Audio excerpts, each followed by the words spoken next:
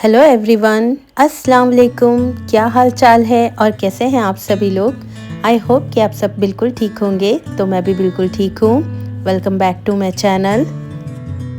काफ़ी टाइम से मुझे रिक्वेस्ट आ रही थी कि आप इंडिया के व्लॉग्स शेयर करो, शादी के व्लॉग्स शेयर करो। तो मैंने सोचा है कि चलो व्लॉग बना ही लेते हैं। तो कुछ क्लिप्स मेरे पास थी, तो वही मैंने सोचा है कि आप लोगों से भी मैं शेयर करूं कि मैंने अपनी शादी की शॉपिंग कहां से ख़रीदी, क्या क्या चीज़ें मैंने ली। तो वीडियो को ज़रूर पूरी एंड तक देखिएगा। वीडियो अच्छी लगी तो लाइक शेयर ज़रूर करिएगा। और इंशाल्लाह 2-3 व्लॉग जो है वो शादी के ही आएंगे।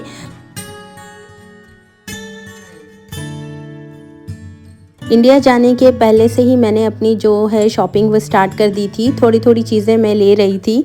तो घर में जब शादी होती है तो सबसे पहले हम लेडीज़ का लिए बस माइंड में यही चलता है कि हम कौन सा लिपस्टिक ले, कौन सा फाउंडेशन हम लगाए और कौन सी ब्रांड का ले। तो मैं बहुत कंफ्यूज थी कि मैं अपने लिए कौन सा फाउंडेशन लूँ। वीडियोस मैंने देखी थी कि बेस्ट फाउंडेशन कौन सा है और मेरे स्किन टोन के हिसाब से मैं जा कर चेक कर रही थी।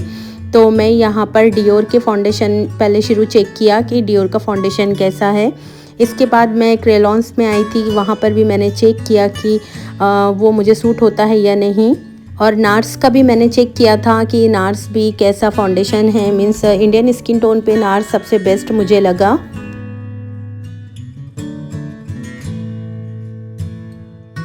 घर में हमारे शादी हो और एक अच्छा परफ्यूम हम ना लगाए, ऐसा तो हो ही नहीं सकता। तो हम आ गए थे अहमद अल मगरिबी में। यहाँ के परफ्यूम का हमने बहुत नाम सुना था। हम पहले अलग ब्रांड के यूज़ करते थे, वो तुर्किश ब्रांड था, पर वो भी बहुत लॉन्ग लास्टिंग था और बहुत अच्छा था। पर इस बार हमने सोचा है कि हम अहमद अल मगरिबी से अपनी शॉपिंग करेंगे परफ्यूम की। क्योंकि शादी में लगाने के लिए ऐसा परफ्यूम चाहिए कि एक बार लगाए तो समझ आए कि ये बहुत अच्छा परफ्यूम है। इसके बाद हम यहाँ पर स्विस सर्बिया में आए थे। यहाँ का जो शगाफ है वो इतना अच्छा है, मैं आपको क्या ही बताऊँ। मैंने जो वाइट कलर का परफ्यूम है वो बाय किया था। इसकी स्मेल जो है ना बहुत अच्छी है और ये लॉन्ग लास्टिंग भी है। अहमद अल मगरिबी का तो जो मर्ज है वो तो काफ़ी ज़्यादा फेमस है। तो हमने एक अहमद अल मगरिबी का जो मर्ज है वो लिया था और ये शगाफ लिया था। तो बस यही हमने अपनी छोटी मोटी शॉपिंग की। और फिर बच्चों के कपड़े वगैरह कुछ लेने थे हमें, गर्म कपड़े बच्चों के। तो हम सेंटर पॉइंट आए थे और जैसा ही हमने सेंटर पॉइंट एंटर किए तो बच्चे चले गए थे अपनी शॉपिंग करने के लिए।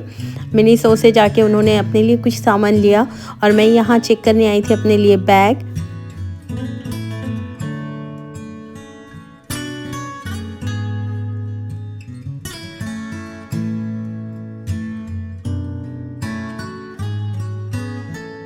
हर बार बैग की इतनी कलेक्शन आती है ना कि मैं कंफ्यूज हो जाती हूँ कि मैं कौन सा वाला बैग लूँ। तो मैं बस यही चेक कर रही थी कि मैं कौन सा बैग लूँ और मुझे समझ ही नहीं आ रहा था। मैंने सेंटर पॉइंट के अलग अलग शॉप में जाके चेक किया। सब जगह के जो कलेक्शन है ना वो अलग होते हैं। तो यहाँ पर गेस का बैग मुझे चाहिए था पर मुझे इतना पसंद ही नहीं आया।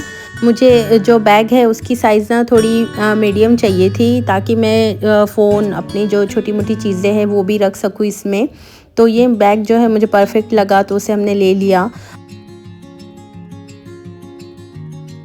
ज़्यादा कुछ तो मैं ट्रैवलिंग का शूट नहीं कर पाई क्योंकि मैं इतनी ज़्यादा बिज़ी थी। क्योंकि जितनी शॉपिंग की उसके बाद सब लाके पैकिंग करना और घर का देखना सारी चीज़ें, तो बस मैंने ज़्यादा कुछ शूट नहीं किया। इस बार जो हमारी फ़्लाइट है वो रात की फ़्लाइट थी।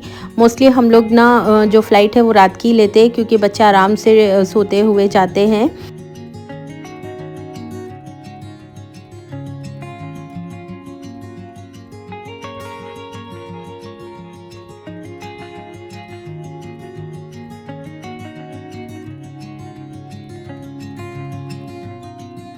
और एयरपोर्ट पे जैसा ही हम आए तो हमारे साथ गड़बड़ ना हो कुछ, ऐसा तो हो ही नहीं सकता। जैसा ही हम लोग एयरपोर्ट पे आए और हम लोग चेकिंग करा रहे थे अपने बैग की, तो हमने देखा कि हम अपना एक बैग जो है वो घर छोड़ के आ गए थे। फिर उसके बाद हस्बैंड के फ्रेंड ने लाकर हमें बैग दिया।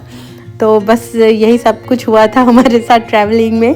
क्योंकि जाने की इतनी खुशी भी थी, एक्साइटमेंट थी बच्चों की बहुत ज़्यादा और बहुत हम लोग बिज़ी चल रहे थे इस टाइम पर। तो गड़बड़ गड़बड़ में बस ये सारी चीज़ें तो हो ही जाती है।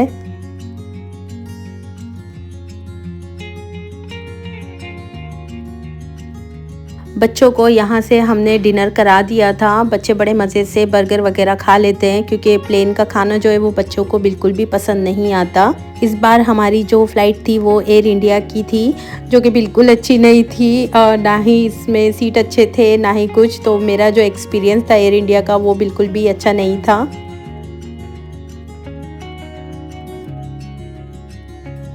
नेक्स्ट डे सुबह हम अर्ली मॉर्निंग मुंबई पहुंचे थे। उसके बाद हमने 2 से 3 घंटा रेस्ट किया और हम लोग निकल गए थे अपनी शॉपिंग करने के लिए। तो सबसे पहले हम लोगों ने बच्चों की शॉपिंग की, और बच्चों की शॉपिंग करना मुझे लगता है ये कोई टास्क से कम नहीं है। इतने शॉप हमने देखे और इतने सारे हमने कलेक्शन देखे पर कुछ समझ ही नहीं आ रहा था। हमने माइंड में जो चीज़ सोच रखी थी कि बच्चों के लिए हम इस तरह की फ्रॉक्स लेंगे या लाचा लेंगे, तो वो कुछ समझ ही नहीं आ रहे थे। तो बहुत सारा ढूंढ के शॉप हमने फिर मरियम फातिमा के लिए कपड़े ले लिए। उसके बाद यहाँ पर मैं अपने लिए सूट देख रही थी, और आजकल तो इस तरह का ही फैशन चल रहा है। नीचे लाचा है, ऊपर से फुल जैकेट वाला ड्रेस है, तो ये काफ़ी ज़्यादा चल रहा था। इसे कौन सा पैटर्न कहते हैं मुझे तो पता नहीं, पर मैंने सोचा है कि एक फंक्शन में मैं साड़ी पहनूंगी और एक फंक्शन में मैं लाचा टाइप जो सूट निकले हैं ना बस वो पहनूंगी। तो काफ़ी ज़्यादा रील्स में मैंने देखा था, इंस्टाग्राम पे मैं देख रही थी कि मुंबई में कौन सी अच्छी शॉप्स है जहाँ साड़ी वगैरह अच्छी मिलती है। तो साड़ी के भी बहुत अच्छे डिज़ाइंस थे यहाँ पर, और जो मेरे फूफी सास है उनको काफ़ी अच्छा एक्सपीरियंस है मुंबई का। हर बार जो शॉपिंग है वो वही कराते हैं हमें, तो उन्होंने हमें बहुत अच्छी शॉपिंग कराई।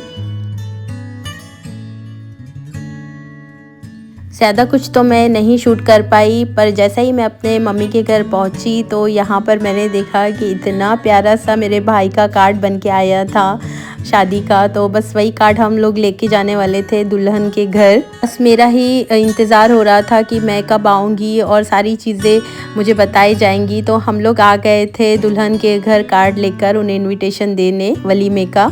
तो हम लोगों के पास इस तरह होता है कि पहले दुल्हन वाले आते हैं कार्ड लेकर, वो हमें इनविटेशन देते हैं शादी का, फिर हम लोग ले जाकर वलीमे का इनविटेशन देते हैं। इस तरह होता है। आप लोगों के पास किस तरह होता है मुझे कमेंट करके ज़रूर बताना।